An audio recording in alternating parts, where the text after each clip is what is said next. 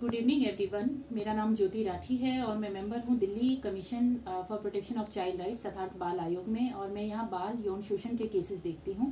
आज मैं आप सब लोगों से बात करना चाहती हूं रिहेबिलिटेशन पे। ये रिहेबिलिटेशन क्या है बच्चों के लिए।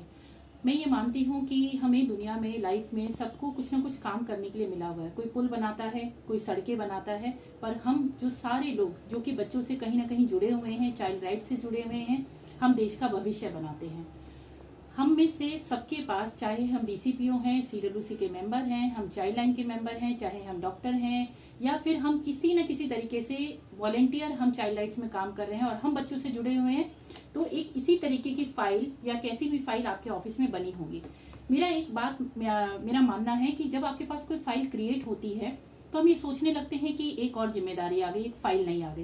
लेकिन मेरा ये मानना है कि जब आपके पास कोई फाइल आती है और अगर आप चाइल्ड राइट्स में काम कर रहे हैं तो वो सिर्फ फाइल नहीं है, उस फाइल के अंदर एक इंसान, एक छोटे बच्चे की जान बसी हुई है।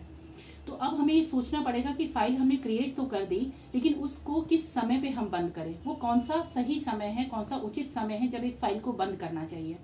तो मेरा ये रिक्वेस्ट है आप सभी लोगों से जो चाइल्ड राइट्स में जुड़े हुए हैं, जो बाल यौन शोषण के केसेस को देखते हैं, कि जब आप किसी बच्चे के साथ केस डील कर रहे हैं, बातचीत कर रहे हैं, तो आपको ये ध्यान रखना पड़ेगा कि उस बच्चे को हमने पूर्ण न्याय दिलाया या नहीं दिलाया। ये पूर्ण न्याय क्या होता है? जब एक बच्चे का केस आपके पास आया और उसने मैंडेट रिपोर्ट कर दिया कि मेरे साथ यौन शोषण होता है, अब कुछ दिन बाद जब आपका प्रोसेस पूरा हो जाता है आपका फाइल का, तो आप उस फाइल को क्लोज कर देते हैं। लेकिन एक सवाल हमें खुद से पूछना पड़ेगा कि वो जो विक्टिम था, जिसकी फाइल को हम क्लोज करने जा रहे हैं, क्या वो बच्चा अब समाज का अंग बन गया है? क्या उस बच्चे को स्कूल में एडमिशन मिल गया है? क्या उस बच्चे को प्रॉपर तरीके से काउंसलिंग मिल गई है? क्या उस बच्चे को उस सोशल स्टिग्मा से बाहर आने में हमने मदद किया? क्या उस बच्चे ने जो मेडिकल प्रोसेस से गुजरा, फिर एक कोर्ट के प्रोसेस से गुजरा, क्या आज वो अपने आप को एक्सेप्ट कर पा रहा है? क्या वो समाज जो उसके साथ साथ जी रहा था, क्या वो समाज अब उसको एक्सेप्ट कर पा रहा है?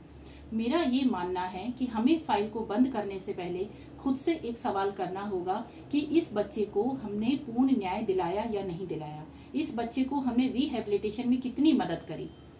एक बात मैं आपसे पूछती हूँ कि जब एक बच्चा बहुत हिम्मत करके यौन शोषण की कंप्लेन करने आता है, उसके बाद जो उसका एक्यूज होता है, कभी पिता होता है, कभी मामा होता है, कभी काका होता है, या कभी कोई आसपास का कोई व्यक्ति, क्योंकि रिसर्च ये कहता है कि यौन शोषण करने वाला कोई बाहर का व्यक्ति नहीं होता, उसके आसपास के लोग ही होते हैं।